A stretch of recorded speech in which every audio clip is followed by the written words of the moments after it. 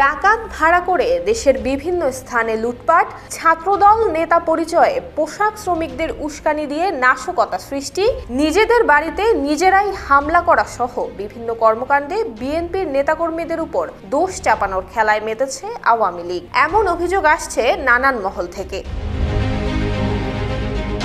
সম্প্রতি পোশাক কারখানায় নাশকতার মাধ্যমে অস্থিতিশীলতা সৃষ্টিতে অভিযুক্ত ইশতিয়াক আহমেদ হৃদয়কে ছাত্রদল কর্মী বলে আওয়ামী লীগের অফিসিয়াল ফেসবুক পেজে পোস্ট করা হয়েছিল।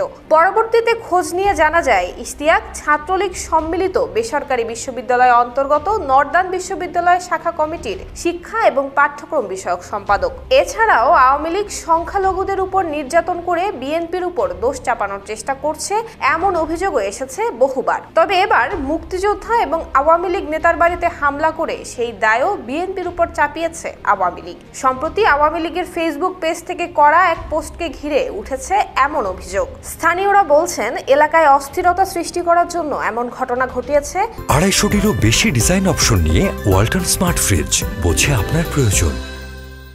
মতলবের গডফাদার এবং আওয়ামী লীগ নেতা পলাতক মায়া চৌধুরীর বাহিনী, যাতে নেতৃত্ব দিয়েছেন মায়া চৌধুরীর নাতি আশফাক চৌধুরী মাহি। এলাকায় লুটপাট এবং নিজেদের বাড়িতে নিজেরাই আগুন লাগিয়ে এমন ধ্বংসলীলায় মেতেছে মায়া চৌধুরী তথা দীপু চৌধুরী ইয়ং ক্লাবের ক্যাডার বাহিনী।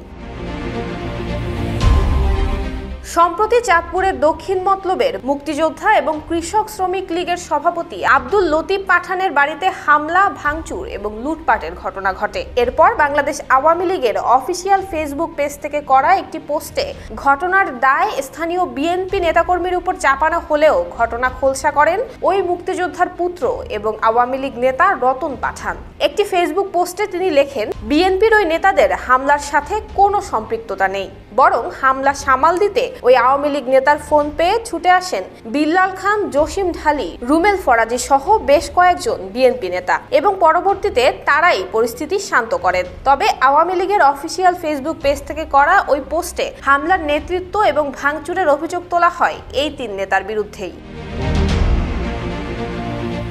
এছাড়া সম্প্রতি মতলব দক্ষিণের ইউপি সদস্য এবং ইয়াবা গডফাদার হিসেবে খ্যাত ইউসুফ হাজরার বাড়িতে আগুন দেয়া নিয়ে আবারও অভিযোগ দেয়া হয় বিএনপি নেতাকর্মীদের বিরুদ্ধে। নিজ গ্রামে ইউসুফ হাজরার 3টি ঘর থাকা সত্ত্বেও সবচেয়ে জীর্ণ শীর্ণ ঘরটিতেই দেয়া হয়েছে আগুন। নাম প্রকাশে অনিচ্ছুক একাধিক প্রত্যক্ষদর্শী জানিয়েছে, মায়া চৌধুরীর নাতি আশফাক চৌধুরী মাহির ইন্ধনে নিজের বাড়িতে নিজেই আগুন দিয়ে সেই দায় বিএনপি নেতাদের উপর চাপিয়েছে ইউসুফ হাজরা।